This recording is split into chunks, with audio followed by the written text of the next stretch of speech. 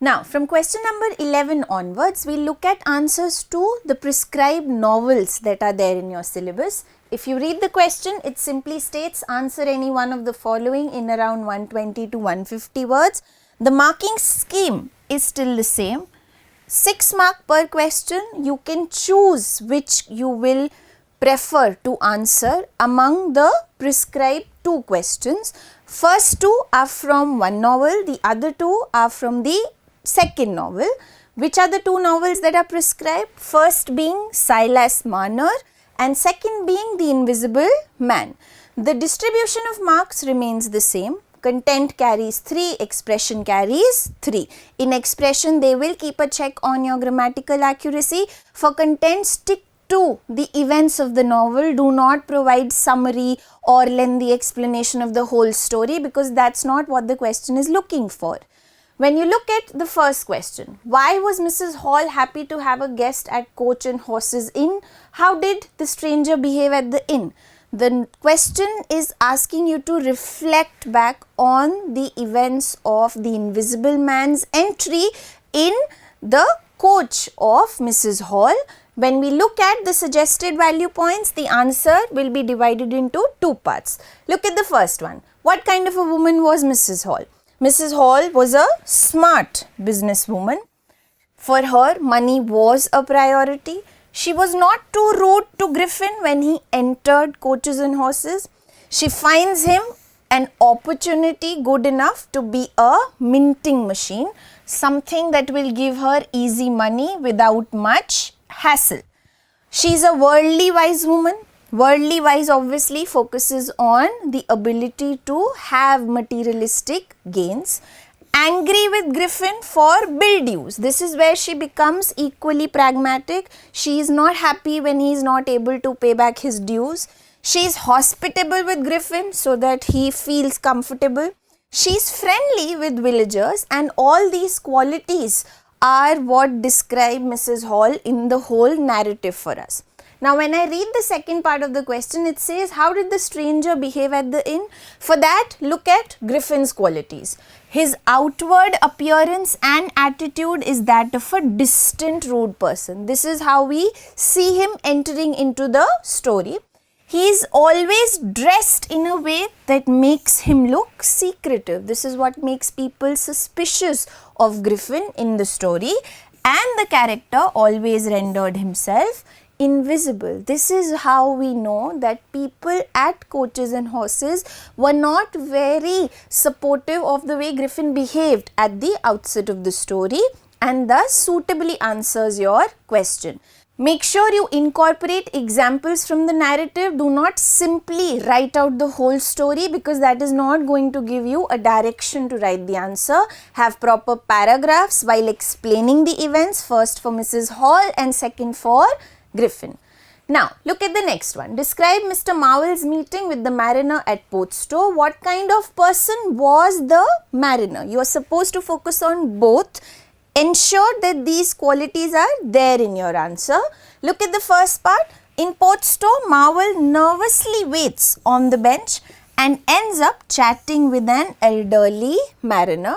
We begin the answer by explaining the course of events itself. Then when you proceed with the description, you say the sailor thinks he hears coins jingling in Marvel's pocket, though Marvel is clearly a moneyless tramp. This is where he has the suspicion of someone else being in the scene. The old man tells Marvel all about Invisible Man that he heard and read about in the newspaper.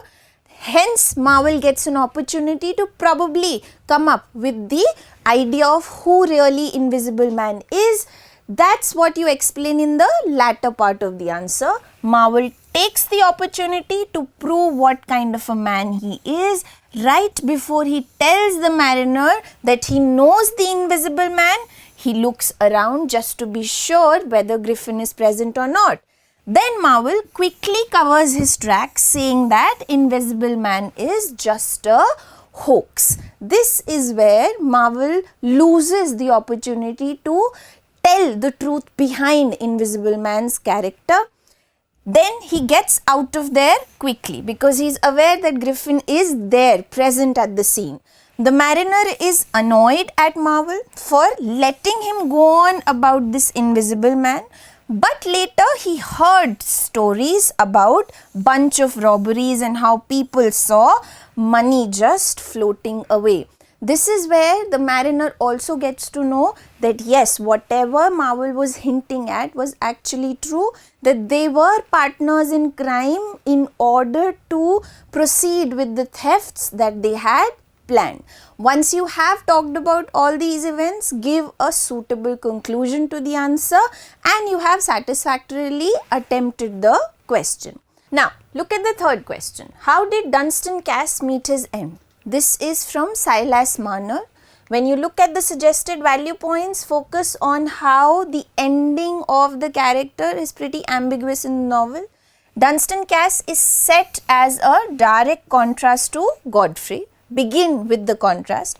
He manipulates his brother Godfrey into giving him money to pursue his various pastimes. Now remember, the purpose of giving these long answer text based questions is so that you can give your interpretation with justifiable evidence. Once you do that successfully, the examiner will score you if you have sufficient evidence from the text. Now, moving further, talk about Dunstan as a completely vile person. So, Dunstan is completely vile refers to how he is a bad person essentially. He is vain, arrogant and selfish as well as a dishonest person. Dunstan suspects his own worthlessness. He is obviously doubtful of whether his worth is really there or not. Moving on, the narrator doesn't explain how he died. This is the part where you focus on the tragic end, because out of nowhere you just see the dead body in the course of the novel without really much details of how it really happened. So Dunstan's body is found at the bottom of the stone pit by Silas Marner's cottage along with the stolen gold. This is the part that you remember as a key event. Dunstan Cass is an example of static characterization. Somebody who doesn't really evolve as a dynamic character. That's what we remember his role as in the course of the novel. Now, look at the next one. Describe the circumstances under which Silas Marner had to leave Lantern Yard. Now, if you recall, this is a significant event in his life. The very place that he was born in, he had to ironically leave it at the end. What led to that, you will be detailing out in paragraphs. Look at the value points. Lantern Yard was a place where Silas had lived a successful life. He had a social life and also a best friend named William Dane. Focus on the bringing about of the character of the place itself, not just of the person. When you move further, explain how Silas became the victim of an evil plot hatched by his best friend William, whom Silas hardly ever found any reason to suspect. This is what causes the climax of the story to fold. Then when you describe the evil plot, it was William who secretly used Silas' pocket knife, accuse him of stealing off the dead Senior Decannon's church bag. Silas asked minister to get his house checked. Obviously, once the plot is hatched, describe the details sufficiently since it's a 6-mark question. Cunning Williams pretended to find church bag tucked behind a chest of drawers in Silas' house. This is how once he is proven guilty. So you focus on how the conclusion of the whole hatching of the plot occurs.